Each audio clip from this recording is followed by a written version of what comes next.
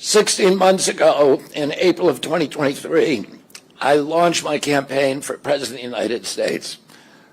I began this journey as a Democrat, the party of my father, my uncle, the party which I pledged my own allegiance to long before I was old enough to vote. I attended my first Democratic convention at the age of 6 in 1960. And back then, the Democrats were the champions of the Constitution, of civil rights. The Democrats stood against authoritarianism, against censorship, against colonialism, imperialism, and unjust wars. We were the party of labor, of the working class. The Democrats were the party of government transparency and the champion of the environment. Our party was the bulwark against big money interests and corporate power. True to its name, it was the party of democracy. As you know, I left that party in October because it had departed so dramatically from the core values that I grew up with. It had become the party of war, censorship, corruption, big pharma, big tech, big ag, and big money. When it abandoned democracy by canceling the primary to conceal the cognitive decline of the sitting president, I left the party to run as an independent. The mainstream of American politics and journalism derided my decision. Conventional wisdom said that it would be impossible even to get on the ballot as an independent because each state poses an insurmountable tangle of arbitrary rules for collecting signatures. I would need over 1 million signatures, something no presidential candidate in history had ever achieved. And then I'd need a team of attorneys and millions of dollars to handle all the legal challenges from the DNC. The naysayers told us that we were climbing a glass version of Mount Impossible. So the first thing I want to tell you is that we proved them wrong. We did it because beneath the radar of mainstream media organs, we inspired a massive independent political movement. More than 100,000 volunteers sprang into action, hopeful that they could reverse our nation's decline. Many worked 10-hour days, sometimes in blizzards and blazing heat. They sacrificed family time, personal commitments, and sleep month after month, energized by a shared vision of a nation healed of its divisions. They set up tables at churches and farmers' markets. They canvassed door to door. In Utah and in New Hampshire, volunteers collected signatures in snowstorms, convincing each supporter to stop in the frigid cold, to take off their gloves, and to sign legibly. During a heat wave in Nevada, I met a tall, athletic volunteer who cheerfully told me that he had lost 25 pounds collecting signatures in 117-degree heat. To finance this effort, young Americans donated their lunch money, and senior citizens gave up part of their Social Security checks. Our 50-state organization collected those millions of signatures and more. No presidential campaign in American political history has ever done that. And so I want to thank all of those dedicated volunteers and congratulate the campaign staff who coordinated this enormous logistical feat. Your accomplishments were regarded as impossible. You carried me up that glass mountain. You pulled off a miracle. You achieved what all the pundits said could never be done. You have my deepest gratitude, and I'm never going to forget that, not just for what you did for my campaign, but for the sacrifices you made because you love our country. You showed everyone that democracy is still possible here. It continues to survive in the press and in the idealistic human energies that still thrive beneath a canvas of neglect and of official and institutional corruption. Today, I'm here to tell you that I will not allow your efforts to go to waste. I'm here to tell you that I will leverage your tremendous accomplishments to serve the ideals that we share, the ideals of peace, of prosperity, of freedom, of health, all the ideals that motivated my campaign. I'm here today to describe the path forward that you have opened with your commitment and with your hard labors. Now, in an honest system, I believe that I would have won the election. In a system the kind that my father and my uncles thrived in, a system with open debates, with fair primaries, with regularly scheduled debates, with fair primaries, and with a truly independent media untainted by government propaganda and censorship. In a system of nonpartisan courts and election boards, everything would be different. After all, the polls consistently showed me beating each of the other candidates, both in favorability and also in head-to-head matchups. But I'm sorry to say that while democracy may still be alive at the grassroots, it has become little more than a slogan for our political institutions, for our media, and for our government, and most sadly at all for me, for the Democratic Party. In the name of saving democracy, the Democratic Party set itself to dismantling it, lacking confidence in its candidate, that its candidate could win in a fair election at the voting booth. The DNC waged continual legal warfare against both President Trump and myself. Each time that our volunteers turned in those towering boxes of signatures needed to get on the ballot, the DNC dragged us into court, state after state, attempting to erase their work and to subvert the will of the voters who had signed those petitions. It deployed DNC-aligned judges to throw me and other candidates off the ballot and to throw President Trump in jail. It ran a sham primary that was rigged to prevent any serious challenge to President Biden. Then, when a predictably bungled debate performance precipitated the palace coup against President Biden, the same shadowy DNC operatives appointed his successor, also without an election. They installed a candidate who was so unpopular with voters that she dropped out in 2020 without winning a single delegate. My uncle and my father both relished debate. They prided themselves on their capacity to go toe-to-toe with any opponent in the battle over ideas. They would be astonished to learn of a Democratic Party presidential nominee who, like Vice President Harris, has not appeared in a single interview or an unscripted encounter with voters for 35 days. This is profoundly undemocratic. How are people to choose when they don't know whom they are choosing?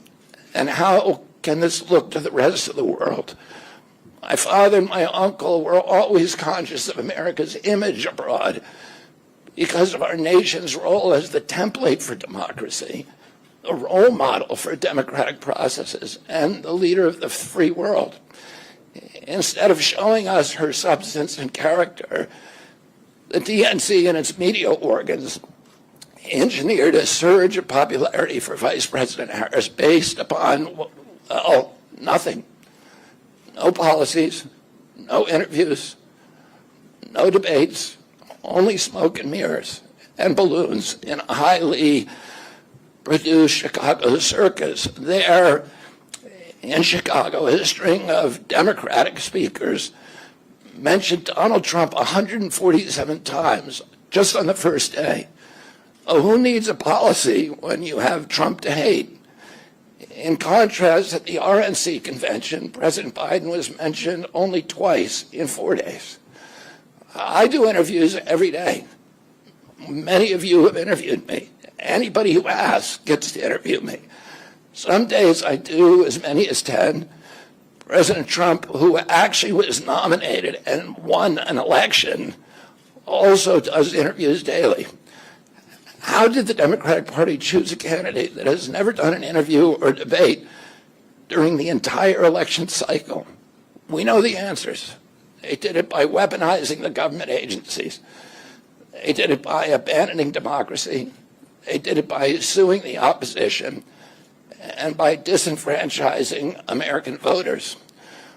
What most alarms me isn't how the Democratic Party conducts its internal affairs or runs its candidates. What alarms me is the resort to censorship and media control and the weaponization of the federal agencies. When a U.S. president colludes with or outright coerces media companies to censor political speech, it's an attack on our most sacred right of free expression, and that's the very right upon which all of our other constitutional rights rest. President Biden mocked Vladimir Putin's 88% landslide in the Russian elections, observing that Putin and his party controlled the Russian press, and that Putin prevented serious opponents from appearing on the ballot. But here in America, the DNC also prevented opponents from appearing on the ballot. And our television networks expose themselves as Democratic Party organs. Over the course of more than a year, in a campaign where my poll numbers reached at times in the high 20s, the DNC-aligned mainstream media networks maintain a near-perfect embargo on interviews with me. During his 10-month presidential campaign in 1992, Ross Perot gave 34 interviews on mainstream networks. In contrast, during the 16 months since I declared, ABC, NBC, CBS, MSNBC, and CNN combined gave only 2 live interviews from me. Those networks instead ran a continuous deluge of hit pieces with inaccurate, often vile, pejoratives and defamatory smears. Some of those same networks and colluded with the DNC to keep me off the debate stage. Representatives of those networks are in this room right now, and I'll just take a moment to ask you to consider the many ways that your institutions have abdicated this really sacred responsibility, the duty of a free press to safeguard democracy and to challenge always the party in power. Instead of maintaining that posture of fierce skepticism toward authority, your institutions have made themselves government mouthpieces and stenographers for the organs of power. You didn't alone cause the devolution of American democracy, but you could have prevented it. The Democratic Party's censorship of social media was even more of a naked exercise of executive power. This week, a federal judge, Terry Doty, upheld my injunction against President Biden, calling the White House's censorship project, quote, the most egregious violation of the First Amendment in the history of the United States of America.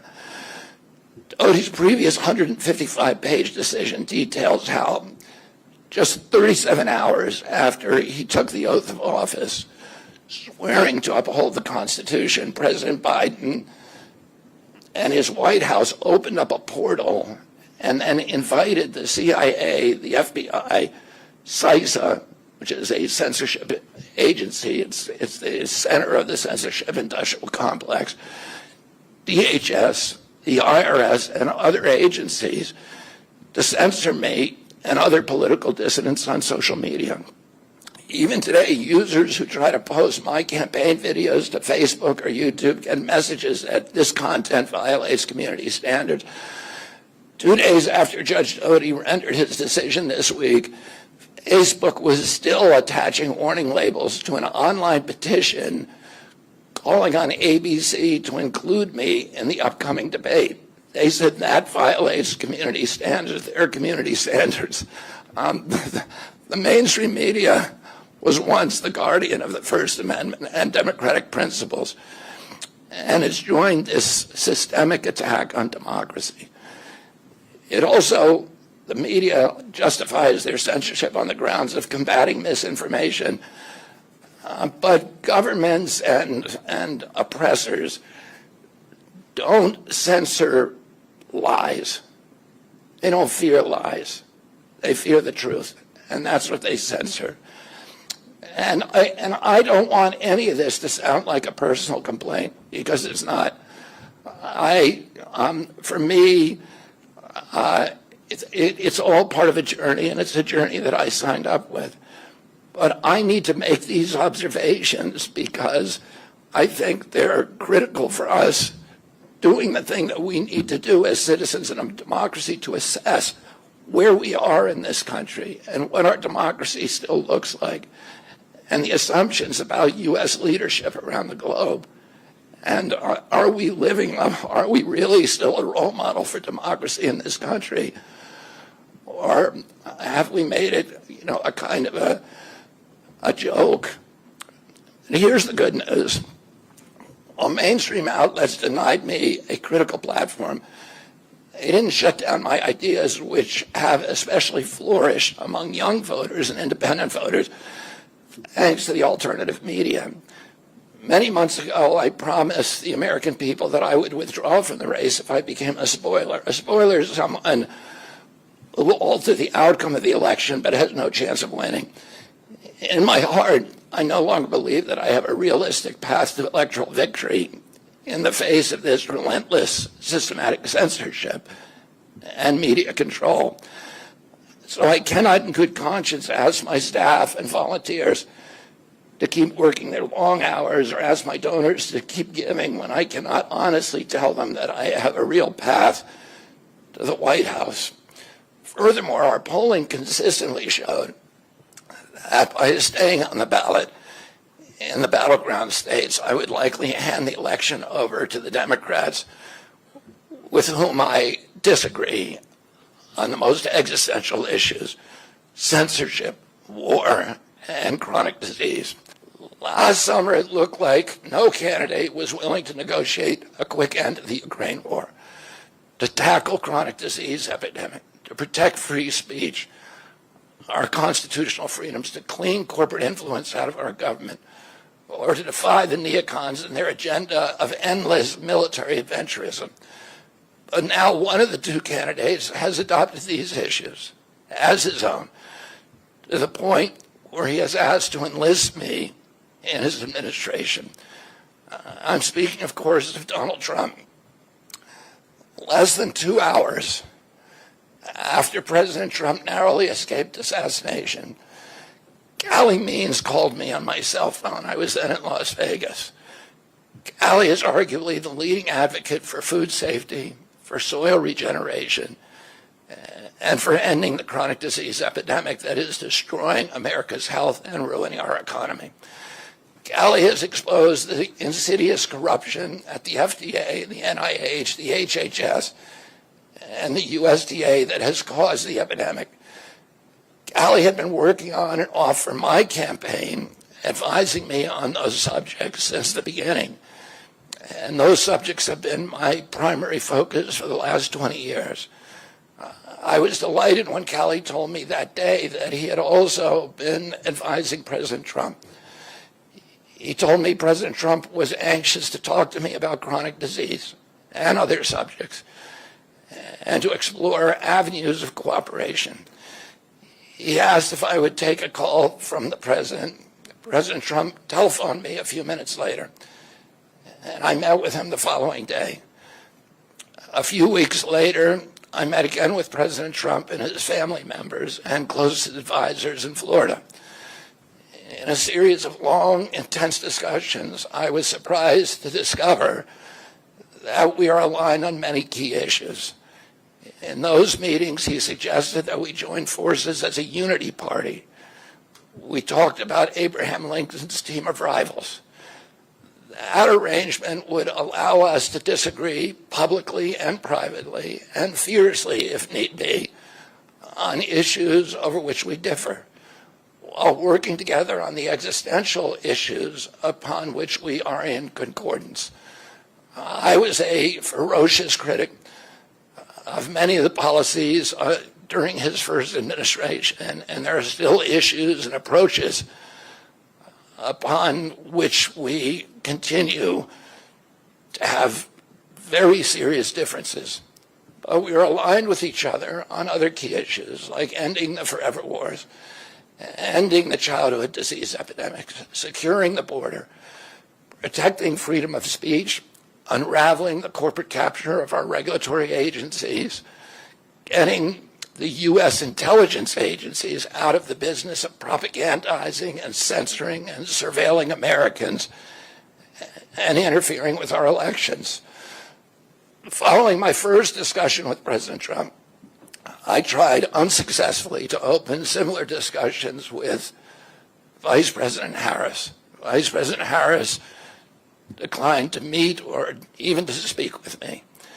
Suspending my candidacy is a heart-rending decision for me, but I'm convinced that it's the best hope for ending the Ukraine war and ending the chronic disease epidemic that is eroding our nation's vitality from the inside, and for finally protecting free speech. I feel a moral obligation to use this opportunity to save millions of American children above all things. For 19 years, I prayed every morning that God would put me in a position to end this calamity. The chronic disease crisis was one of the primary reasons for my running for president, along with ending censorship in the Ukraine war. It's the reason I've made the heart-wrenching decision to suspend my campaign and to support President Trump. This decision is agonizing for me because of the difficulties it causes my wife and my children and my friends. But I have the certainty that this is what I've meant to do. And that certainty gives me internal peace, even in storms. If I'm given the chance to fix the chronic disease crisis and reform our food production, I promise that within 2 years, we will watch chronic disease burden lift dramatically. We will make Americans healthy again. Within 4 years, America will be a healthy country. We will be stronger, more resilient, more optimistic, and happier. I won't fail in doing this. Ultimately, the future, however it happens, is in God's hands and in the hands of the American voters and those of President Trump. If President Trump is elected and honors his word, the vast burden of chronic disease that now demoralizes and bankrupts the country will disappear. This is a spiritual journey for me. I reached my decision through deep prayer, through hard-nosed logic, and I asked myself, what choices must I make to maximize my chances to save America's children and restore national health? I felt that if I refused this opportunity, I would not be able to look myself in the mirror, knowing that I could have saved lives of countless children and reversed this country's chronic disease epidemic. I'm 70 years old. I may have a decade to be effective. I can't imagine that President Harris would allow me or anyone to solve these dire problems. After 8 years of President Harris, any opportunity for me to fix the problem will be out of my reach forever. President Trump has told me that he wants this to be his legacy. I'm choosing to believe that this time he will follow through. His son, his biggest donors, his closest friends, and all support this objective. My joining the Trump campaign will be a difficult sacrifice for my wife and children, but worthwhile if there's even a small chance of saving these kids.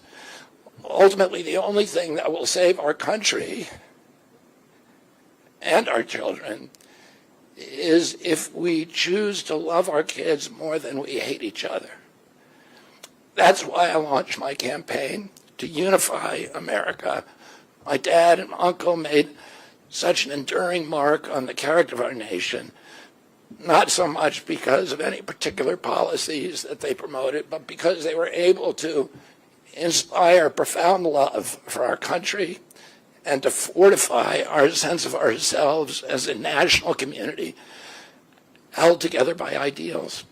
They were able to put their love into the intentions and hearts of ordinary Americans and to unify a national populist movement of Americans, blacks and whites, Hispanics, urban and rural Americans. They inspired affection and love and high hopes and a culture of kindness that continue to radiate among Americans from their memory. That's the spirit on which I ran my campaign and that I intend to bring into the campaign of President Trump.